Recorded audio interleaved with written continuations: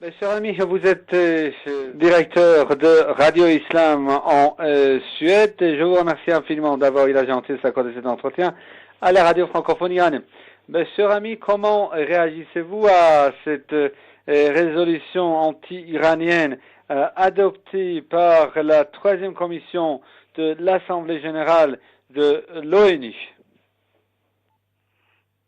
Je pense que les pays qui sont derrière cette campagne contre la République islamique d'Iran, disons, est seulement une preuve que la République islamique d'Iran est sur la bonne voie.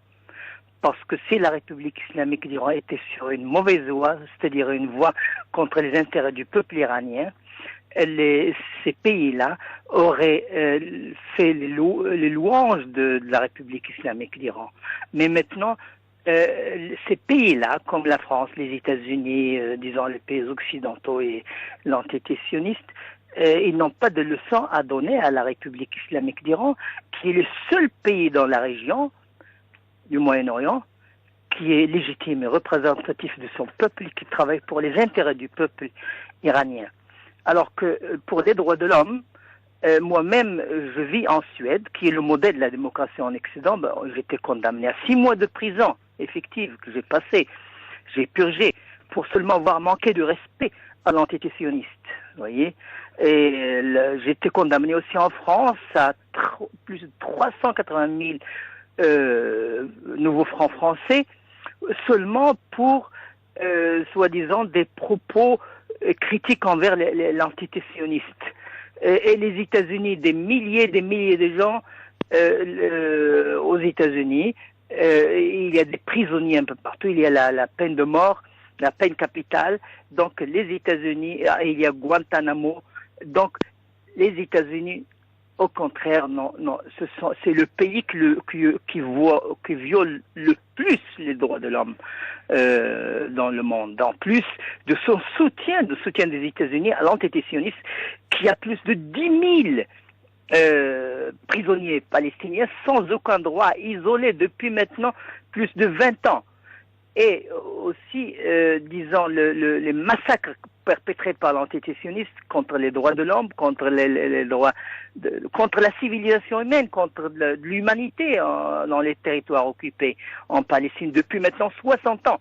Donc c'est une hypocrisie sans égale de vouloir, de la part de ces pays qui violent les droits de l'homme, de vouloir donner des leçons à la République islamique d'Iran, comme je dis, qui est le seul pays dans la région, en réalité, qui vraiment représente le peuple de la République islamique et ses intérêts. C'est pour ça que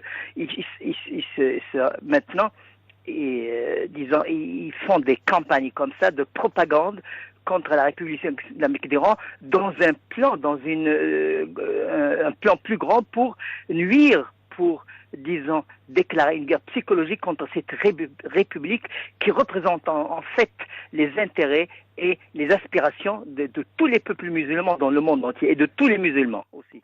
Alors, vous voulez dire, mes chers amis, si j'ai bien compris, qu'il s'agissait d'une résolution de couleur purement politique et propagandiste? Absolument, parce que disons, l'Assemblée générale, s'ils avaient voulu vraiment s'intéresser aux droits de l'homme, eh ben, le pays aujourd'hui où les droits de l'homme sont plus bafoués, c'est en Palestine, et depuis 60 ans.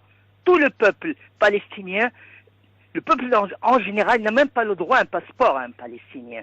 Un droit à une nationalité, un droit à un pays, et il est esclavagé, occupé, humilié depuis 60 ans, et on ne dit rien sur cela. Et alors maintenant, on essaye de voir à la loupe